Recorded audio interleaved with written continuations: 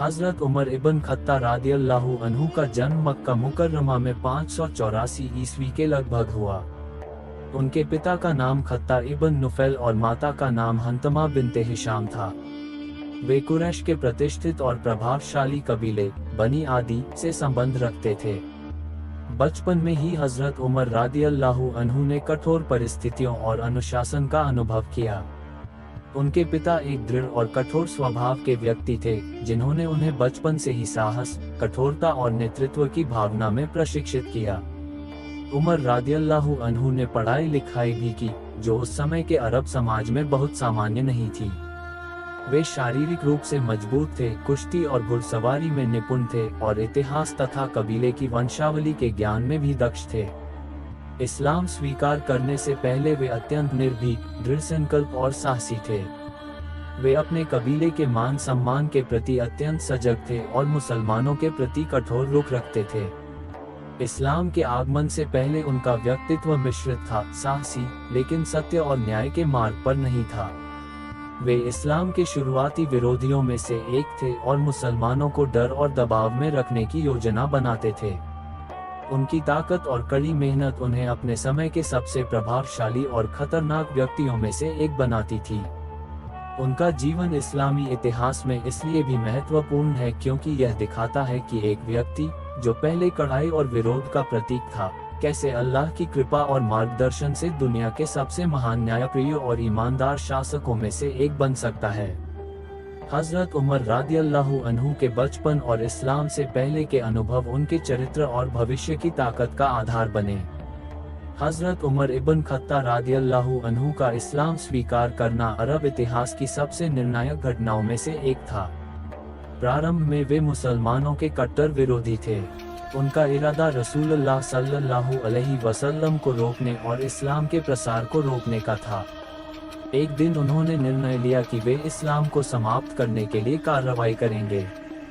उसी समय रास्ते में उन्हें पता चला कि उनकी बहन फातिमा बिन्ते खत्ताब और उनके बहनोई सईद इब्न जायद ने इस्लाम स्वीकार कर लिया है। क्रोध में वे उनके घर पहुंचे, लेकिन वहां उन्होंने कुरान की आयतें सुननी शुरू की। सूरह ताहा की आयतों का उच्चारण उनके हृदय पर गहरा असर डालने लगा। शुरुआत में वे विरोधी भाव से आयतों को सुन रहे थे, लेकिन जैसे जैसे उनके अर्थ स्पष्ट हुए, उनका हृदय नर्म होने लगा। उन्होंने महसूस किया कि यह किसी इंसान की बात नहीं, बल्कि अल्लाह का दिव्य संदेश है। उन्होंने तुरंत दारुल अरकम की ओर रुख किया और रसूलुल्लाह सल्लल्लाहु अलैहि वसल्लम के सामने इस्लाम स्वीकार किया। इस्लाम स्वीकार करने के बाद उनका व्यक्तित्व पूरी तरह बदल गया। हजरत उमर रादियल्लाहु अन्हु ने मुसलमानों के बीच साहस, शक्ति और आत्मविश्वास का संचार किया। उनके इस्लाम स्वीकार करने से मुसलमानों में नया उत्साह आया। उनके आने के साथ ही कई मुसलमान खुलेआम नमाज पढ़ने लगे। उन्होंने खुद कई बार मुसलमानों की सुरक्षा सुनिश्चित की और सामूहिक प्रार्थनाओं में नेतृत्व किया। उनके परिवर्तन ने यह स्पष्ट कर दिया कि यदि कोई व्यक्ति अल्लाह की राह पर चलता है, तो उसका जीवन पूरी तरह बदल सकता है। हजरत उमर रादियल्लाहु अन्हु ने इस समय से ही रसूलुल्लाह सल्लल्लाहु अलैहि वसल्लम के आदेशों का पालन करना शुरू कर दिया। वे युद्ध, दान, समाज सेवा और मुसलमानों की सुरक्षा में हमेशा आगे रहते थे। उनकी बुद्धि, साहस और ईमानदारी ने उन्हें मुसलमानों का मजबूत स्तंभ बना दिया। हजरत उमर इब्न खत्ताब रादियल्लाहु अन्हु ने इस्लाम स्वीकार करने के बाद अपने जीवन को पूरी तरह से अल्लाह की सेवा में लगा दिया। वे सिर्फ एक अनुयायी नहीं बने, बल्कि मुसलमानों के लिए साहस और नेतृत्व का प्रतीक बन गए। प्रारंभिक वर्षों में उन्होंने मुसलमानों की रक्षा और इस्लाम के प्रसार में सक्रिय भाग लिया। वे बद्र के युद्ध में प्रमुख योद्धा रहे, जहां उन्होंने मुसलमानों को दृढ़ता और शक्ति का उदाहरण दिखाया। इस युद्ध में उनके साहस और रणनीतिक कौशल ने मुसलमानों को महत्वपूर्ण जीत दिलाई। उहुद के युद्ध में भी हजरत उमर रादियल्लाहु अन्हु ने अग्रिम पंक्ति में लड़ाई लड़ी। हालांकि मुसलमानों को क्षति हुई, फिर भी उनकी नेतृत्व क्षमता और अनुशासन ने सेना को पुनः संगठित करने में मदद की। हजरत उमर रादियल्लाहु अन्हु का साहस इतना अद्वितीय था कि वे अक्सर खुद को खतरे में डालकर अन्य मुसलमानों की सुरक्षा करते थे। उन्होंने युद्ध में किसी भी प्रकार की अत्याचार या अन्याय को बर्दाश्त नहीं किया। खंदक, के युद्ध में उन्होंने रणनीतिक निर्णय लेने में रसूलुल्लाह सल्लल्लाहु अलैहि वसल्लम की सहायता की। उनकी बुद्धिमत्ता और साहस ने मुसलमानों के लिए कठिन परिस्थितियों में भी विजय सुनिश्चित की। केवल योद्धा होने के नाते ही नहीं, बल्कि न्यायप्रिय और दयालु होने के कारण भी वे सभी मुसलमानों में सम्मानित हुए।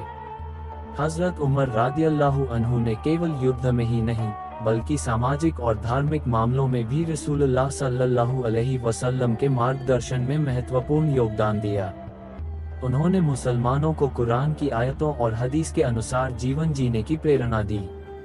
उनके नेतृत्व और ईमानदारी ने शुरुआती इस्लामी समुदाय को मजबूती प्रदान की, जिससे मुसलमानों में आत्मविश्वास और एकता आई। उनकी यह सक्रिय भागीदारी और नेतृत्व क्षमता ही उन्हें भविष्य के खलीफा बनने के लिए तैयार कर रही थी। मुसलमानों के बीच उनका नाम साहस, न्याय और धर्म के प्रति अटूट समर्पण के लिए प्रसिद्ध हो गया। हजरत अबू बकर सिद्दीक रादियल्लाहु अन्हु के देहांत के बाद 634 ईस्वी में हजरत उमर इब्न खत्ताब रादियल्लाहु अन्हु इस्लामी साम्राज्य के दूसरे खलीफा बने। उनका खलीफा बनना उस समय की सबसे महत्वपूर्ण और निर्णायक घटना थी। उनका शासनकाल लगभग 10 वर्षों तक चला और इसे इस्लामी इतिहास का स्वर्ण युग कहा जाता है। इस दौरान उन्होंने प्रशासनिक, न्यायिक और सैन्य व्यवस्था को मजबूत किया। हजरत उमर रादियल्लाहु अन्हु ने प्रांतों में योग्य गवर्नर नियुक्त किए और बैतुल माल राजकोष की स्थापना की। उन्होंने कर और संसाधनों का सही प्रबंधन किया, जिससे आम जनता का जीवन बेहतर हुआ। न्याय व्यवस्था को इस तरह व्यवस्थित किया गया कि कोई भी व्यक्ति अत्याचार और अन्याय से सुरक्षित रहे। हजरत उमर रादियल्लाहु अन्हु खुद रातों को भेष बदल कर शहरों में निकलते थे और लोगों की समस्याओं को सुनते थे। उनके शासनकाल में इस्लामी साम्राज्य का विस्तार फारस, सीरिया, मिस्र और इराक तक हुआ। उन्होंने विजय प्राप्त क्षेत्रों में शांति समझौते किए और नागरिकों के अधिकारों की सुरक्षा सुनिश्चित की। यरूशलेम की विजय के समय उन्होंने धार्मिक स्थलों का सम्मान किया और किसी भी प्रकार की कट्टरता से दूर रहते हुए न्याय किया। हजरत उमर रादियल्लाहु अन्हु का जीवन सरल और सादगीपूर्ण था। वे खुद साधारण भोजन खाते, साधारण वस्त्र पहनते और राजसी विलासिता से दूर रहते। उनके शासन में अकाल पड़ा तो उन्होंने स्वयं वही भोजन किया जो आम लोग कर रहे थे, और तब तक आराम नहीं किया जब तक जनता की स्थिति ठीक नहीं हुई। उनका शासनकाल न केवल प्रशासनिक और सैन्य दृष्टि से महान था, बल्कि न्याय और करुणा के लिए भी प्रेरणादायक रहा। हजरत उमर रादियल्लाहु अन्हु का नेतृत्व इस्लामी इतिहास में एक आदर्श उदाहरण बन गया, जो आने वाली पीढ़ियों के लिए हमेशा याद किया जाएगा। हजरत उमर इब्न खत्ताब रादियल्लाहु अन्हु का शासनकाल न्याय, करुणा और ईमानदारी का प्रतीक था। वे खुद साधारण जीवन जीते थे और कभी भी सत्ता के मोह में नहीं फंसे।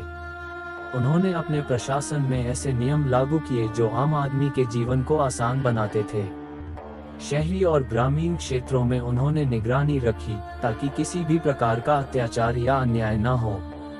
हजरत उमर रादियल्लाहु अन्हु ने न्याय की स्थापना के लिए मुकदमे और मामलों की व्यक्तिगत रूप से निगरानी की। यदि किसी गरीब या असहाय व्यक्ति की समस्या सामने आती, तो वे रात में भेष बदलकर घरों में जाते और सीधे लोगों की समस्याएं सुनते। उनकी न्यायप्रियता और ईमानदारी का असर इतना गहरा था कि लोग उनके शासन को आदर्श मानते थे। उनके शासनकाल में सामाजिक कल्याण और स्वास्थ्य व्यवस्था पर विशेष ध्यान दिया गया। बीमारों और गरीबों के लिए अस्पतालों और मदद केंद्रों की स्थापना की गई। भूखमरी और अकाल की स्थिति में उन्होंने स्वयं साधारण भोजन करके यह संदेश दिया कि खलीफा और जनता समान हैं। हजरत उमर रादियल्लाहु अन्हु की दूरदर्शिता और प्रशासनिक कौशल ने इस्लामी साम्राज्य को स्थिरता दी। उन्होंने युद्ध और विजय प्राप्त क्षेत्रों में भी इंसाफ और करुणा दिखाए। यरूशलेम की विजय के दौरान उन्होंने धार्मिक स्थलों का सम्मान किया और सभी धर्मों के लोगों को उनकी आस्था के अनुसार जीवन जीने की स्वतंत्रता दी। उनका शासनकाल यह साबित करता है कि शक्ति और सत्ता केवल व्यक्तिगत लाभ के लिए नहीं होती, बल्कि इसे न्याय, करुणा और जिम्मेदारी के साथ निभाना चाहिए। उनके न्याय, परोपकार और ईमानदारी के गुण आज भी मुसलमानों और पूरी दुनिया के लिए प्रेरणा स्रोत हैं। हजरत उमर इब्न खत्ताब रादियल्लाहु अन्हु का जीवन ईमान, साहस और न्याय का प्रतीक था। उनके खलीफा बनने के लगभग 10 वर्षों के बाद 23 हिजरी में उनके जीवन का सबसे दहकद और निर्णायक क्षण आया। एक यहूदी गुलाम अब्दुल रहमान इब्न मुलजिम ने उनका कत्ल करने की योजना बनाई। अब्दुल रहमान ने यह जानकर हमला किया कि हजरत उमर रादियल्लाहु अन्हु अपनी रात की नमाज के दौरान मस्जिद में अकेले होंगे। रात के समय जब हजरत उमर रादियल्लाहु अन्हु मस्जिद में खड़े होकर नमाज पढ़ रहे थे, अब्दुल रहमान ने उन पर वार किया। उनकी तलवार ने हजरत उमर रादियल्लाहु अन्हु के सिर पर चोट पहुंचाई।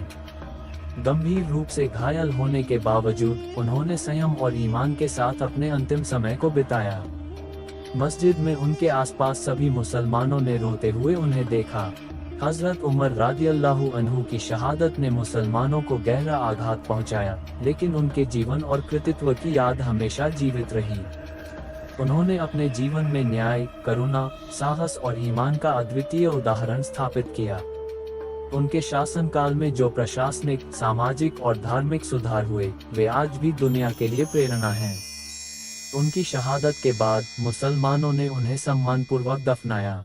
उनकी कब्र आज भी मदीना शरीफ में स्थित है और हर मुसलमान उनके जीवन से सीख लेने के लिए प्रेरित होता है। हजरत उमर रादियल्लाहु अन्हु ने यह साबित किया कि ईमानदारी, न्याय और अल्लाह के प्रति पूर्ण समर्पण ही सबसे महान विरासत है। उनका जीवन और शहादत यह संदेश देते हैं कि सच्ची ताकत सत्ता और भौतिक संपत्ति में नहीं, बल्कि न्याय, साहस और ईमानदारी में निहित होती है। हजरत उमर रादियल्लाहु अन्हु का नाम हमेशा इस्लामी इतिहास में अमर रहेगा।